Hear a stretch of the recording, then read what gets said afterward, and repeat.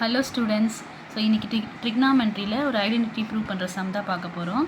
So cot theta minus cot theta by cot theta plus cos theta. So இந்த கண்டிஷனை எடுத்து இந்த கண்டிஷனை ப்ரூவ் பண்ணனும். So நம்ம left hand side எடுத்துக்கலாம்.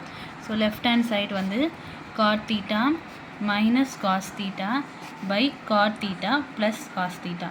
So நமக்கு ஆல்ரெடி தெரியும் cot theta னா cos theta by sin theta ன்னு எழுதலாம். அதாவது tan ஓட ரிவர்ஸ். அப்ப cot theta இருக்க இடத்துல substitute பண்ண போறோம்.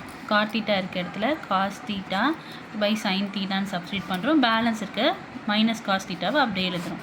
அதே மாதிரி கீழேயும் cot theta இருக்க இடத்துல cos theta by sin theta ன்னு substitute பண்ணிட்டு பேலன்ஸ் இருக்க cos theta வை அப்படியே எழுதுறோம்.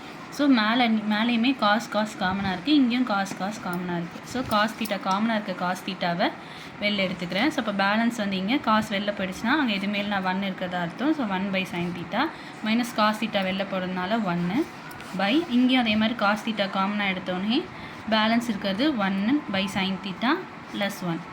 ஸோ மேலேயும் காசும் கேன்சல் பண்ணிடுறோம். ஸோ பேலன்ஸ் வந்து 1 by sin theta minus 1 by 1 by sin theta plus 1. So 1 by sin theta என்ன சொல்லலாம், எஸ்ன்னு சொன்னால் சின்னு ஞாபகம் வச்சுக்கோங்க. அப்போ 1 by sin theta cosecant theta minus 1. அதே மாதிரி 1 by sin cosecant theta plus 1. So நம்ம LHS எடுத்து சால்வ் பண்ணோன்னே நம்மளுக்கு RHSோட ஆன்சர் வந்துச்சு. இப்போ LHS equal to RHS. அவ்வளோதான் இந்த சம். தேங்க்ஸ் ஃபார் வாட்சிங்.